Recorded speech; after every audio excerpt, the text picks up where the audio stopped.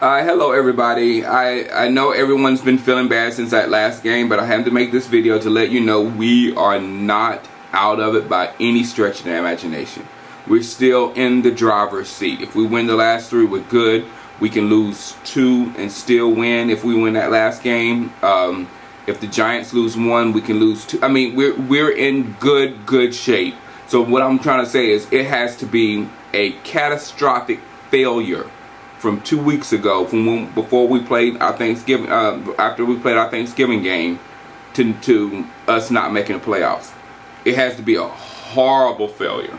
But I'm gonna tell you right now the things that we need to do, in my opinion, coming to next year, because it doesn't matter if we win the last three, if we lose the last three. I'm still going to stay exactly the same as where I am right now. I'm not going to fall off the cliff if we lose them. I'm going to say we need to do X, Y, and Z. And I'm not going to fall off the cliff if we win. I'm going to do X, Y, and Z, because I am convinced that even though if we do make the playoffs, and some of you are like this also, even though we do make the playoffs, we'll make the playoffs and then we'll get destroyed by Green Bay or New Orleans or somebody with the quarterback that can rip our defense up.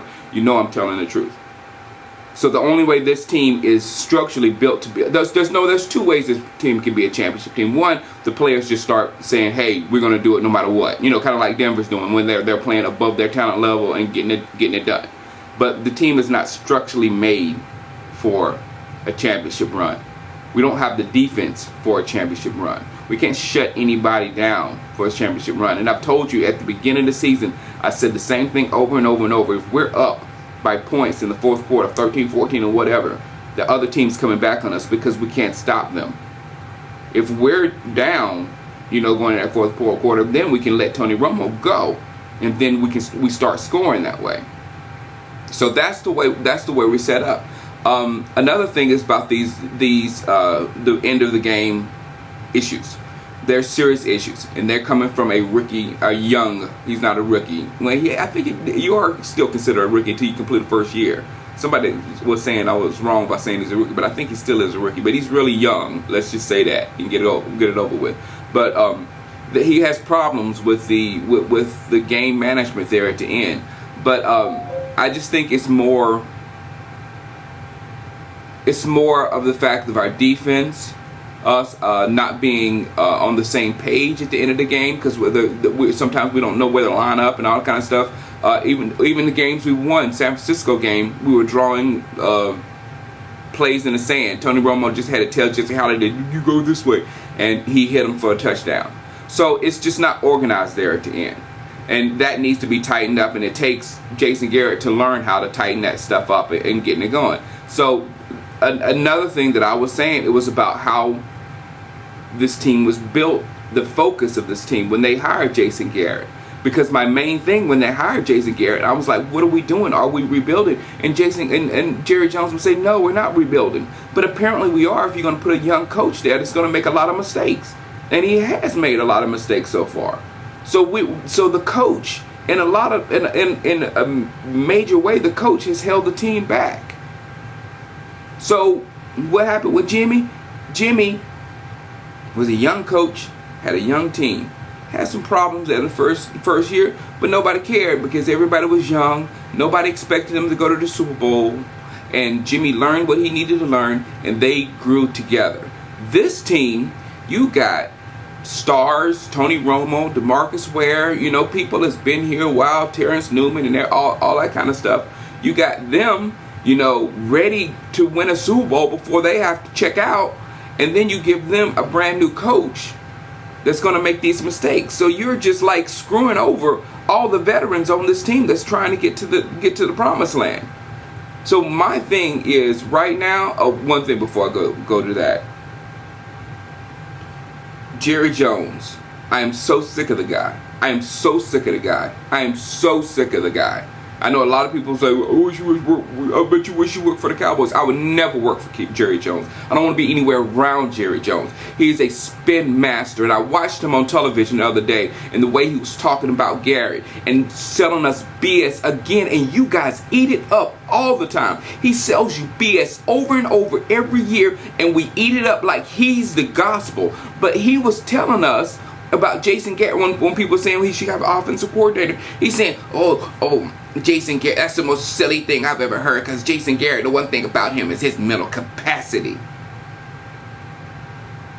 No other team in the league makes their head coach also be the coordinator of the offense or the coordinator of the defense. No team in the league does it. Yet that man, Jerry Jones, will look in the camera and look at you and make you feel like you're stupid for suggesting it. I'm sick of that stuff. I'm absolutely sick of it. But I'm going to say what we need to do for next year really quick. But I know Jerry Jones is not going to do it. I know what he's going to do, because he's in the same pattern he was in when we was losing, when we had Chan Gailey coach and all that, and Campo. He wants to put little pieces here and there, change little stuff here and there, because every year we always got excuses. This year our excuse is going to be, we were close on all those games, we could have won. But guess what? We could have lost them all too. It was 8 games that were close. We could have won them, we could have lost them. But they were too close, because none of them 8 teams were any freaking good. None of them. Maybe the 49ers, but we won that one. And I tell you what, Minnesota Vikings are in the same boat. They got, I think it's still 8 games where they won, lost by 4 points or less. You think Minnesota's ready for the Super Bowl next year? I don't think so. I don't think so. We're playing mediocre ball and need to get over the hump into the next level. And the only way we're going to do that, we got coach for the next window. We got a running back, DeMarco Murray, for the next window. We've got a wide receiver, Dez Bryant, for the next window. We've got an offensive lineman, Tyron Smith, for the next window. We've got a killer linebacker, Sean Lee, for the next window. Hopefully the same thing with Bruce Carter for the next window. We got these players that are in Dallas that will be there for to win in our next window. We've got to get rid of the players in this window, because it's just not going to happen. It's just not going to happen. Hear me, people. It's the way our defense is. It's not going to happen. We need help on that side of the ball in a major way.